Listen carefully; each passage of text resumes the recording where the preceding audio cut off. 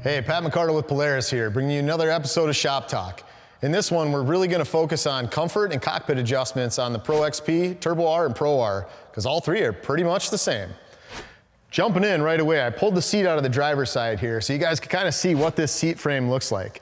Pretty simple. This lever right here is what's going to allow you to slide the seat forward and back. So you pull it to the left, and that whole frame is going to be able to slide forward and back. The other key thing to point out is this bolt right here and this bolt on the other side. You'll see right below it, there's two extra sets of holes here. That's actually going to allow your seat to angle back. So if you want a more relaxed or reclined seating position, you can pop those two screws out, rock the whole frame up, put them back in, and then when you drop your seat in, it's going to be laid back at a steeper angle for you. Next thing we got to talk about here is how do you adjust the seat, the steering, and the belts. So first off, I'm going to jump in. I'm like 6'1". I'm a little too close to the dash. I'm going to grab that lever I just showed you. I'm going to slide that seat back to make sure my feet are in a comfortable posture going into the pedals and the dead pedal here. Next thing I want to do is the steering wheel. So pretty simple. I open the lever down here. That's going to unlock my steering wheel for tilt. And on this model, I get telescope as well. So you leave it unlocked, you kind of let it float, and don't look at the gauge here, but look out at the horizon, at where you're going to be looking when you drive. And what I want you to do is get a little bit of bend in your elbow and actually rest your wrists on the steering wheel so that they're in a comfortable position. Not that your elbow's locked all the way out, not that it's all the way jammed up at you, but get it in a comfortable spot where your wrists are right at the 10 and 2 spot, kind of looking where you're going to be looking where you're going down the trail. Reach down, lock that lever up, and now when I grab the steering wheel, what you're going to find is that my shoulders are buried in the seat. I've got nice posture in my wrists, my elbows, my shoulders, and I'm going to be able to have good steering control and be comfortable all day long. The next thing I want to do is reach down and get my shoulder straps and my harness. And what I want to do is actually grab the two sides of the buckle and pull them down so they're kind of right over my waist and hips, snap them together, and get my butt scooted back in the seat. Now, the order that I go here is hips first. So I got one strap on the left side. Got to reach down and find the one on the right. But I want to tighten that up, both sides, and get that thing down like a good Texas belt buckle, okay? I don't want this up in the small of my belly. You know, I want to make sure that I'm pretty centered left to right. So I might have to loosen one side, tighten the other, go back, cinch up the other side. That's about where I want it. Now I'm going to reach down and grab the thigh adjusters, and I'm going to cinch those up, left side and right side. And then there's a little strap here that goes across your chest. And what that's going to do is keep the belt from splaying apart in the event that you got to go forward. Now the nice part on these models here is that there's actually a single retractor. You can probably see under my leg right down here in the front of the seat. So if I ever need to reach forward and grab something out of a storage bin or reach over, help a passenger out, I can do that and move around. But if I get to a point where I need the belts to lock, both will lock at the same time.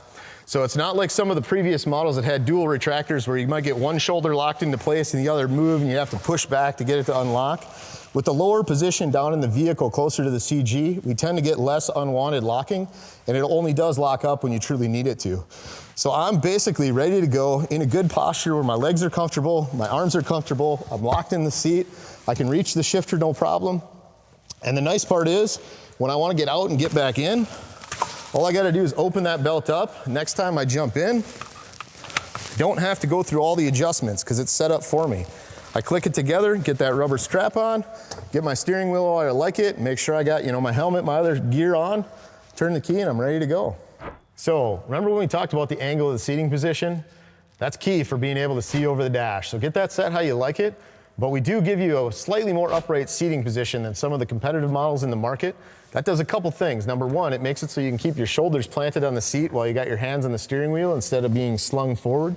But it also allows you to see over that hood so that you can see what's coming on the trail and you can see any obstacles that you're going to have to drive around as you go.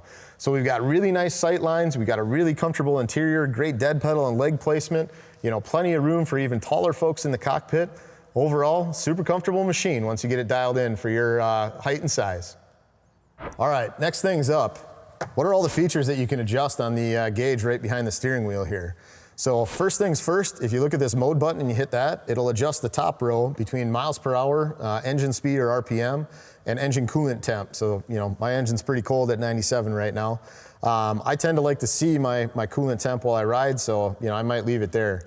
If you hit the up and down button, you can adjust the center here. So you've got odometer, first trip meter, second trip meter, battery voltage, number of engine hours for service, counting down for when you got to change your oil next. And then you can also, you know, set this to be coolant temp. So maybe I want to see coolant temp in miles per hour. But the other thing, if you leave the center in odometer and hold down this mode button, you get into an options menu that you can do a lot of cool adjustments on. So I'm going to go down just to kind of show you here, but you can change the units, so miles per hour or kilometers an hour. You can add a pin, so it adds a degree of interlock to make it harder to start for somebody that, you know, instead of just having to swap a key, you actually got to type a pin code into the display. Service hours is the number of hours till your next maintenance is due. Backlighting level, this is kind of a neat one where you can actually dim down the backlighting if you don't want it as bright, especially for nighttime riding. And this is one a lot of people don't realize. You can actually change the color from blue to red. So if you like red better than blue, you can swap out the backlight color on your gauge. Clock, you can just set it here, go from 12 to 24 hour. Again, Fahrenheit or Celsius on the units, and then get back to whatever you like, and away you go. All right, now we're gonna show you a couple things you wanna set up on this Ride Command display as well. So we left off, we were talking dynamics, but if you hit this center button, you'll get a drop down for a menu, and I'm gonna go to all settings here quick on the bottom right. Normally you'd start up here on info, but I'm going down to vehicle, and there's one you see here that says steering wheel shortcut button. I'm gonna tap on that. Now the cool thing here is I got 5 options for the short press and the long press.